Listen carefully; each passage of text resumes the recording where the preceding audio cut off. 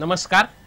आज वैशाख पौर्णिमा शके 1937 बुद्ध पौर्णिमा सादर करीत आहोत ठाणे वार्ता। ठळक घडामोडी। लाचलुचपत प्रतिबंधक विभागाने गेल्या 4 महिन्यात 538 लाचखोरांना केलं जेरबंद। सद्गुरू कॉम्प्लेक्सचा वीज पुरवठा तब्बल 24 तास गायब झाल्याने रहिवाशांचे हाल।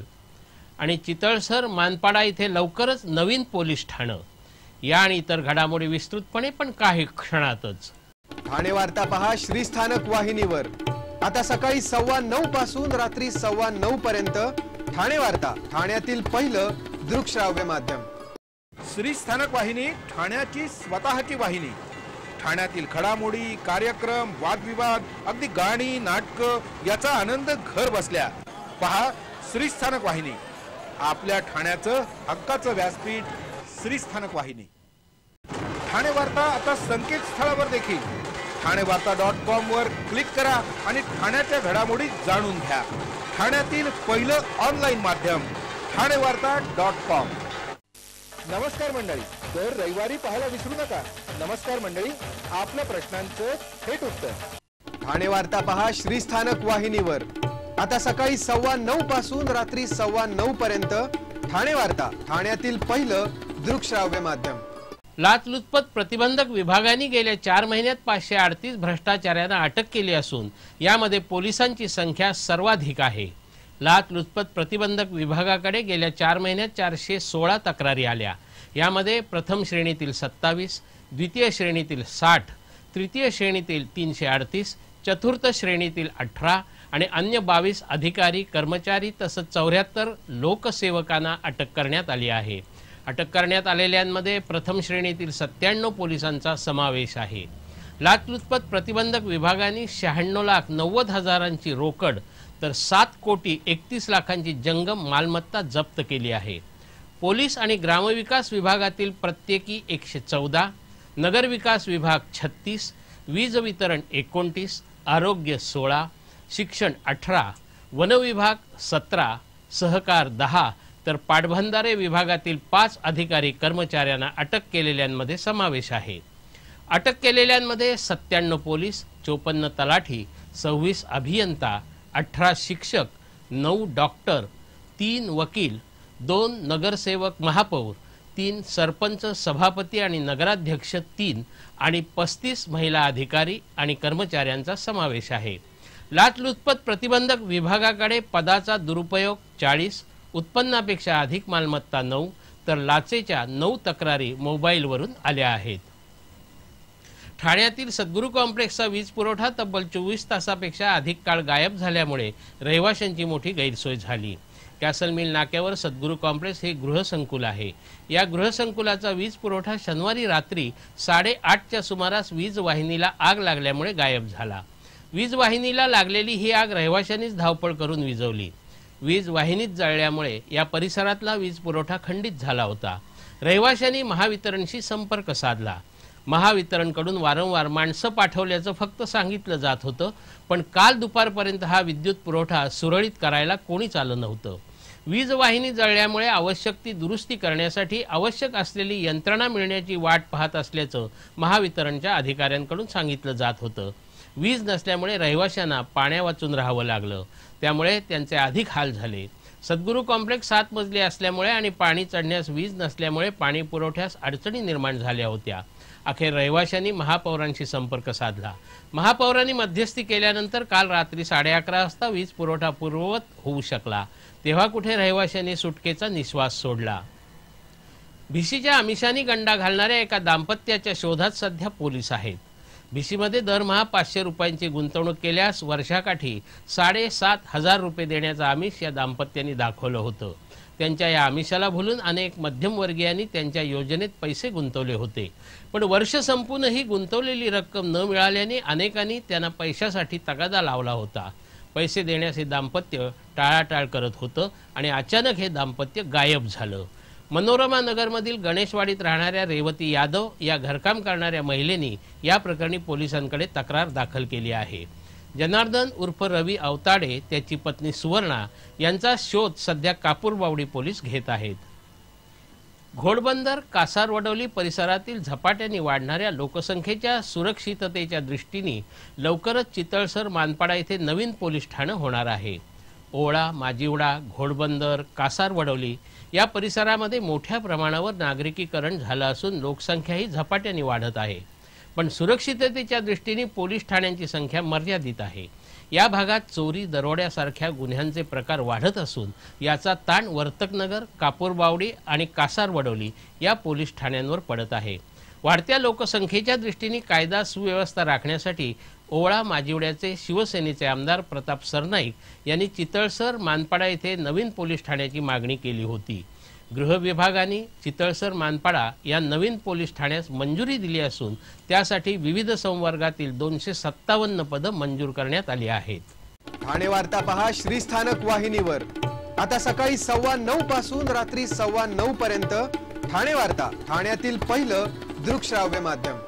आपला परिसर स्वच्छ आणि सुंदर ठेवण्यासाठी ठाणे महापालिकेत सहकार्य करा। ओला सुका कचरा वेगवेगळा जमा करा आणि रोगराईपासून मुक्तता मिळवा। ठाणे वार्ता आता संकेतस्थळावर देखील ठाणेवार्ता.com वर क्लिक करा आणि ठाण्याच्या घडामोडी जाणून घ्या। ठाण्यातील पहिलं ऑनलाईन माध्यम ठाणेवार्ता.com। डॉक्टर आणि रुग्णांचं पिढ्यानपिढ्यांचं जिव्हाळ्याचं नातं म्हणजेच डॉक्टर बेडेकर हॉस्पिटल। आता अत्याधुनिक सोयी सुविधा आणि तंत्रज्ञान युक्त वंध्यत्व निवारण केंद्रात IVF आणि टेस्ट ट्यूब बेबीची ही सुविधा। Doctor Bedekar hospital, Maharshi Karvepath, Thane. 65 वर्षांची निरंतर सेवा। Jaipuri jewellery exhibition cum sale, 50% बचत। American diamond sets, mangalsutra, fancy bracelet, fancy earring top, radium आणि गोल्ड प्लेटेड बांगड्या आणि अन्य ज्वेलरी फक्त जयपुरी ज्वेलरी एक्झिबिशन मध्ये, अशोका बेसमेंट जवळ, गोखले रोड, नौपाडा, ठाणे पश्चिम। ठाणे वार्ता पहा श्रीस्थानक वाहिनीवर। आता सकाळी 9:15 पासून रात्री 9:15 पर्यंत ठाणे वार्ता, ठाण्यातील पहिलं दृकश्राव्य माध्यम। ठाण्यामध्ये काव्योत्सवाचं आयोजन करण्यात आलं आहे। एका पत्रकार परिषदेत ही माहिती देण्यात आली। सध्याच्या माध्यमांच्या गदारोळात आपल्या भाषेकडे जसं दुर्लक्ष होत आहे तसंच कवितांकडेही होत आहे। उलट अशा माध्यमांवर स्वार होऊन कवितेचा झेंडा अधिक जोराने फडकवावा यासाठी कवितेचा एक बांधेसूद प्रयोग काव्योत्सवाच्या माध्यमातून केला जात आहे। मराठी काव्य विश्वाचे नृत्य, गीत आणि नाट्यमय रंगमंचीय दर्शन रसिकांना घडवण्यासाठी लोकप्रिय कवींना घेऊन काव्योत्सव या नावाने कविता प्रसाराचा आणि भाषा जागरणाचा प्रयोग राज्यभर केला जाणार असल्याचं यावेळी सांगण्यात आलं। या काव्योत्सवामध्ये झपूर्झा या नाट्यसंस्थेचा आणि नुपूर नृत्यालयाचाही सहभाग आहे। या काव्योत्सवास नगरसेवक सुधाकर चव्हाण यांनी प्रोत्साहन दिलं आहे। कवी केशवसुतांपासून कवी किरण येलेंपर्यंत 50हून अधिक कवितांचा रंगमंचावर झळाळता आविष्कार पाहायला मिळणार आहे। रामदास फुटाणे, अशोक नायगावकर, कवी सौमित्र, लोकशाहीर संभाजी भगत, महेश केळुसकर, अभिनेत्री स्पृहा जोशी, फैयाज तसंच इतर अनेक मान्यवर आणि नुपूर नृत्यालयाच्या 16 नर्तिका पहिल्या प्रयोगात सहभागी होणार आहेत। काशीनाथ घाणेकर नाट्यगृहात उद्या हा प्रयोग होणार आहे। कुठलाही इतिहास नसताना राजस्थाननं किल्ल्यांचं संवर्धन करून पर्यटनात बाजी मारली आहे। पण छत्रपती शिवरायांचा जाज्वल्य इतिहास असलेल्या राज्यातील किल्ल्यांची वाताहत सुरू आहे अशी खंत ठाण्यातील राज्यस्तरीय दुर्ग संवर्धन बैठकीत उमटली। सह्याद्री प्रतिष्ठानच्या वतीने राज्यस्तरीय दुर्ग संवर्धन बैठक ठाण्यात आयोजित करण्यात आली होती। या बैठकीला राज्यभरातील दुर्ग संवर्धन समितीचे प्रतिनिधी तसंच छत्रपती युवराज संभाजी राजे, पांडुरंग बलकवडे, सायली पालांडे दातार, चंद्रशेखर शेळके, प्रवीण भोसले असे नामवंत इतिहासतज्ञ आणि संशोधक उपस्थित होते। या बैठकीत सर्वानुमते भारतीय दुर्ग संवर्धन समितीची स्थापना करण्यात आली। छत्रपती संभाजी राजे यांची शासन आणि समिती यांच्यातील समन्वयक म्हणून निवड करण्यात आली। नुसत्या समित्या स्थापन करण्यापेक्षा ठोस उपक्रम राबवून शिवरायांचे 500-600 किल्ले नकोत, पण किमान 5-6 किल्ले आदर्श बनवावे असं आवाहन संभाजी राजे यांनी केलं। राजस्थानच्या किल्ल्यांना फारसा इतिहास नाही, तरी त्यांनी किल्ल्यांचं जतन करून जगापुढे आपला ठेवा मांडला। पण आपल्याकडे शिवरायांचा जाज्वल्य इतिहास असतानाही सर्वत्र उपेक्षा होत असल्याचा आरोप करून यापुढे समितीमार्फत आवाज उठवणार असल्याचं सांगितलं।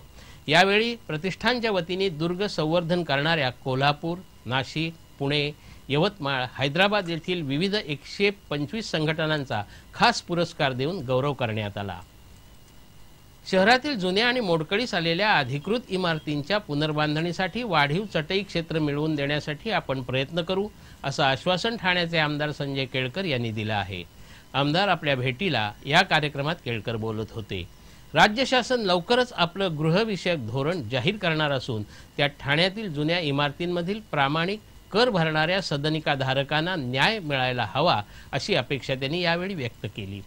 गृहनिर्माण संकुलांचे मानवीय अभिहस्तांतरण सुलभ करणं, मुंबईच्या धर्तीवर ठाणे दर्शन बस सेवा याबाबत आपण आग्रही असल्याचं त्यांनी यावेळी सांगितलं। पदपथावरील अतिक्रमण, फेरीवाल्यांचा त्रास, वाहतूक कोंडी, वाहनतळाच्या समस्या, गतिरोधक, ठाणे मुलुंड रिक्षांचा सीमावाद, ठाण्यातील वाहनांना टोलपासून मुक्ती अशा विविध प्रश्नांना त्यांनी सकारात्मक उत्तरं दिली। फेरीवाल्यांच्या त्रासाला ठाणेकर कंटाळले असून ठाणे महापालिकेने फेरीवाला धोरण लवकरात लवकर जाहीर करावं, यासाठी आपण पाठपुरावा करू, असं सांगताना जागरूक नागरिकांनी एकत्र येऊन आपला धाक निर्माण केल्यास समस्या लवकर सुटू शकतील, असा आशावाद आमदार संजय केळकर यांनी यावेळी व्यक्त केला। भगवान बुद्धांची 2558वी जयंती सर्वत्र साजरी करण्यात आली। या जयंतीनिमित्त ठिकठिकाणी विविध कार्यक्रमांचं आयोजन करण्यात आलं होतं। जगाला अहिंसा आणि मानवतेचा संदेश देणाऱ्या गौतम बुद्धाची शिकवण सध्याच्या दिवसात सर्वांनी अंगीकारण्याची गरज आहे।